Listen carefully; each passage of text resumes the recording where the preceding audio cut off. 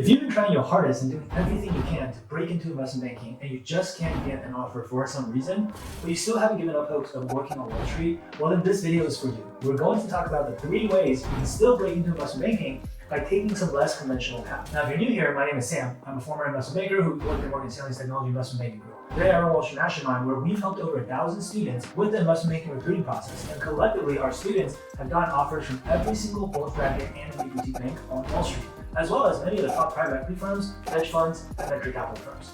Now, a lot of times when people hear that we've worked with over 1,000 students, they assume that we're mostly working with freshmen and sophomores who are trying to secure a summer internship. While that does make up a significant portion of the students that we work with, there's actually also a smaller but still meaningful segment of our students who come to us really late in the process, often after they've already tried to break into investment banking on their own and failed. Now, sometimes these people have even graduated already and they're already working in another field, but they're miserable at their 9-to-5 job and they can't stop thinking about what it would be like to be working in investment banking. And so in these instances, we have to determine if there's still a viable path for them to break in based on their profile. Now, it's much less straightforward compared to going through on-campus recruiting as a student, and there's no one-size-fits-all solution. But after having dealt with this situation hundreds of times, here are the 3 most viable paths that we've learned, and I'm going to share them with you right now so that you can maximize your own chances if you are still determined to break into investment banking. Okay, so let's start with path number 1, which is to get the most relevant job that you can get to investment banking for now, and then try to lateral into investment banking from that job after anywhere from 1 to 2 years. Sometimes you can do it less, maybe 6 to 12 months, but usually I would say 1 to 2 years. Okay, now, we're going to go through the pros and cons of doing it this way. In fact, we're going to go through the pros and cons of doing all 3 of these paths because at the end of the day, they each have different pros and cons, and it just kind of comes with trade-offs, right? But the benefit of graduating right away and getting just the closest job to investment banking possible that you can possibly get, the biggest benefit is that you can graduate right away. You can start working right away, right? And for a lot of you, maybe you don't want to stay in school. Maybe it's for financial reasons, like you don't want to pay for an extra semester or an extra year, or your parents don't want to, or maybe you just can't, right? Maybe you already took on a ton of student debt and you don't want to add to that, or maybe you just didn't enjoy college that much and you would rather graduate right away and start working and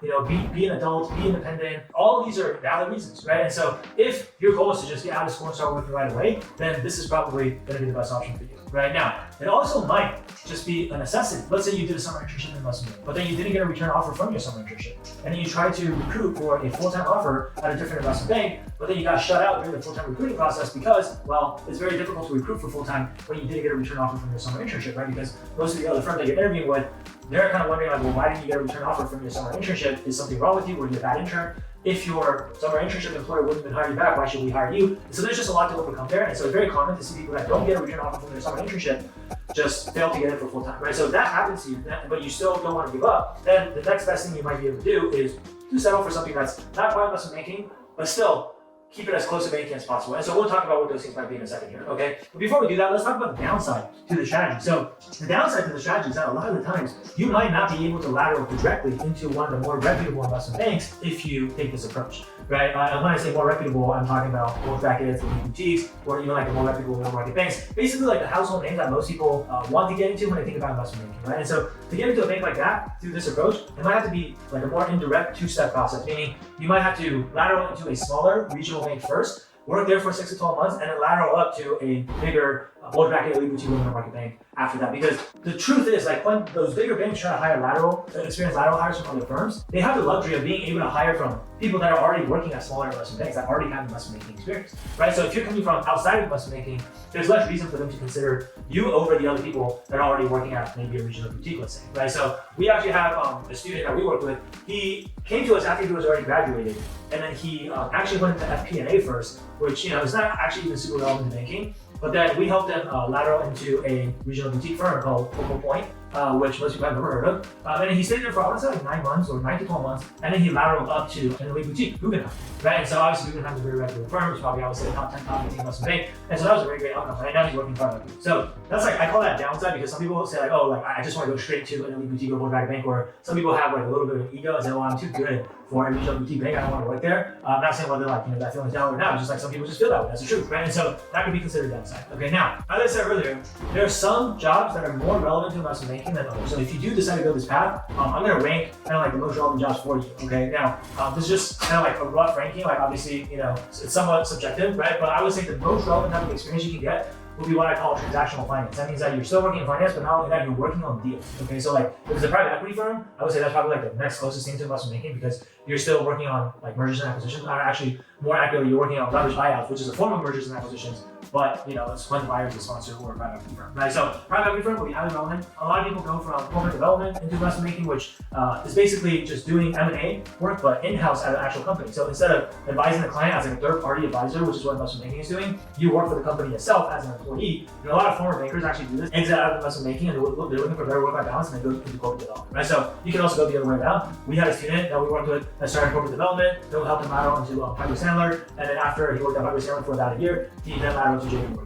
Okay, so what else is considered transactional finance? Like corporate banking, a lot of people go from corporate banking into investment banking. Like if you could get the investment banking division at a firm, sometimes you might be able to go get into corporate banking because that division is just less competitive, it's easier, and you're still going to be working on deals. You're going to primarily be providing debt financing to some of the same companies who are your clients, and so like you might be able to use that to lateral back into banking, especially if you're targeting some of the more debt-related groups like debt capital markets or leverage finance down the road. Okay, one more in this category, I would say like big four transaction advisory services, right? So like the firms like PricewaterhouseCoopers, KPMG, Ernst & Young, like firms like big four accounting firms, they usually also have a group called transaction advisory services, and that is also a group that's like can be pretty relevant to M&A deals. And so those are all kind of like groups that we've seen, or industries we've seen people lateral into banking from relatively often, I would say.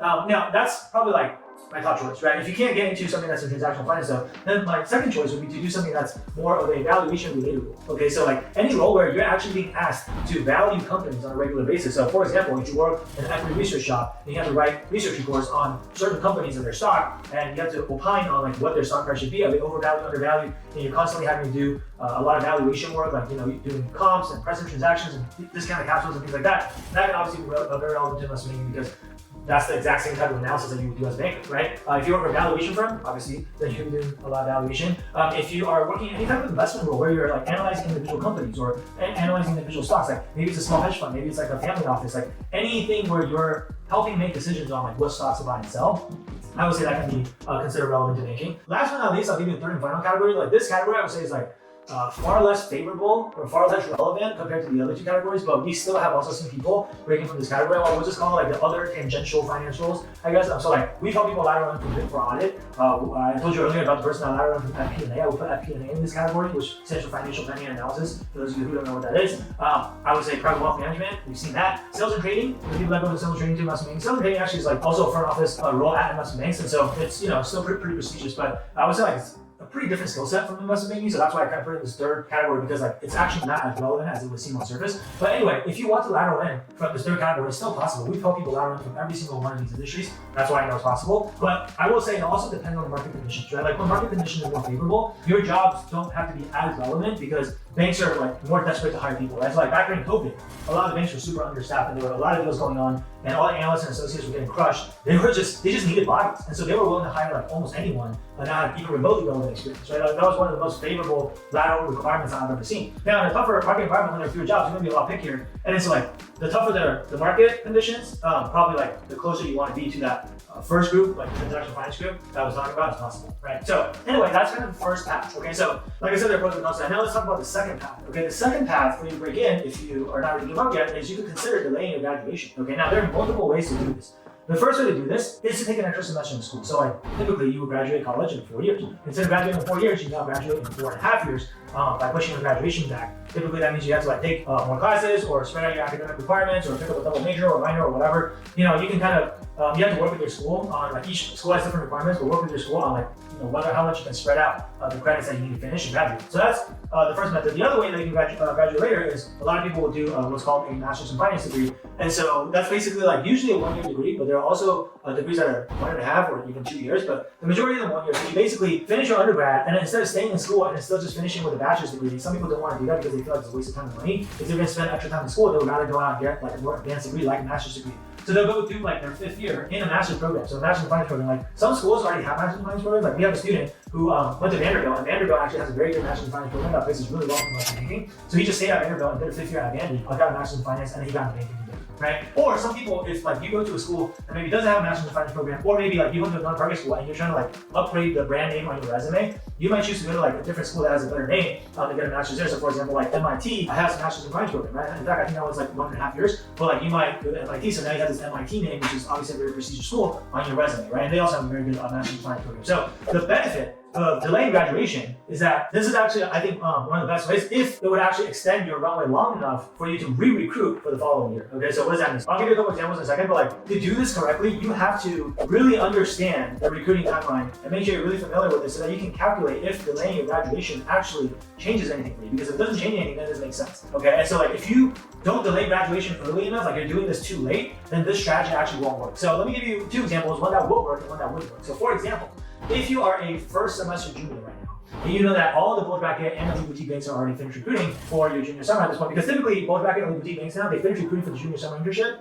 before junior year even starts. Like they start recruiting during sophomore year and then they'll like at the latest finish by sophomore summer, right? So if you finish your sophomore summer and you come back to junior year and you're still looking for a job, you're probably not getting a summer internship at a boutique or bulge bracket bank. At that point, like the best case scenario is probably a middle market bank, right? So some people, they say, well, I don't want to work for a middle market bank, I only want to work for an elite boutique or bulge bracket. So at that point, you might decide to delay your graduation by a semester, which will then reclass you from a junior to being a sophomore. So now instead of being a first semester junior, for recruiting purposes, you effectively become a first semester sophomore, okay? Because let's say like your graduation date was May 2026, and now you delay to December 2026. Originally, as a May 2026 grad, your summer internship class should have been the summer of 2025, right? Now, by delaying to December 2026 graduation, the last summer in school for you now becomes the summer of 2026, right? So that's why it pushes you back a year and reclassifies you to the class below, okay? Now, if you go from being a first semester junior to being a first semester sophomore, now you're at the very beginning of the recruiting process for the following summer, right? So that gives you a clean slate to re-recruit again with all the top tier firms out there, right? So now all the elite boutiques are still available, all the bulge bracket banks are still available, and you basically have a clean slate, right? And so that buys you a lot more time to also like prepare, network, add experiences onto your resume, prep for the interviews, all the things that you need to do, right? Now, let me give you a second example when this doesn't work. Okay, so let's say you are an international student and you need visa sponsorship, and you're already a second semester senior. Now at this point, you decide to take an extra semester, which pushes back your graduation date and reclassifies you as a second semester junior instead of a second semester senior, right? But that doesn't really help you at all, because all of the bigger banks, again, the bulge bracket and the elite boutiques and the regular middle market banks that typically sponsor international students and their visas, they're all done recruiting already by the time you are a second semester junior, right? Like usually, like even the middle market banks that finish recruiting later than the bulge bracket and elite boutiques, like I said earlier, even the middle market banks will probably finish by like halfway through junior year. So by the time it's the second semester of junior year, like there's usually only regional boutiques left at that point that are still looking for summer interns, and regional boutique banks, for the most part, don't really sponsor visas, right? So by doing this, delaying graduation still doesn't really give you any new opportunities to go after, right? And so in this instance, delaying graduation would actually just end up being a gigantic waste of time and money.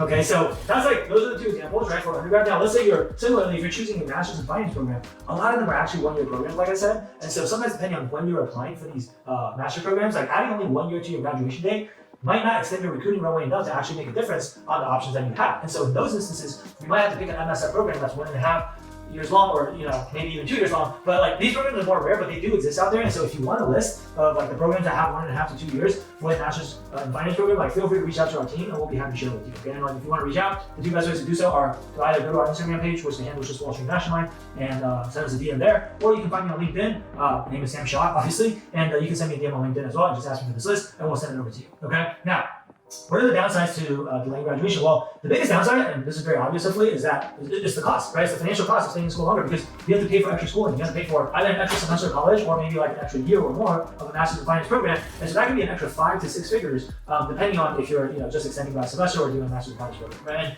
And that's going to be pretty expensive, right? And so for some people, this is not that big of a deal, and for other people, this is a huge deal, or potentially even a deal breaker. It just really depends on your financial situation, or like what your parents are able to support you with financially, right? And so not everyone is able to go this option if the cost is prohibitive, right? So that's a potential downside. All right, now let's talk about the third and final option, which is actually probably like the most well-known option, but there's some nuances here to just keep in mind, so that I realize a lot of people don't know about, so I'm still going to talk about it, which is to go and get an MBA, okay? So MBA stands for Master's in Business Administration. It's basically your business school, but doing this path would require you to work for at least 2 to 4 years after college before you can even go to business school. But like those 2 to 4 years after college, when you first start working, it does not necessarily have to be in finance. And so that's the difference between this path and the first path that I talked about earlier. The first path requires you to already be working in finance, in which case you can just lateral directly into investment banking from there, right? But if you already graduated and you are not working in banking, you're not working in finance already, and then you suddenly realize, actually, I want to do investment banking. Like, let's say you're working in something completely irrelevant to banking, you're working in sales, or you're working in marketing, or I don't know, you're working in HR, right? If that's the case, and you still want to break into banking, then this is probably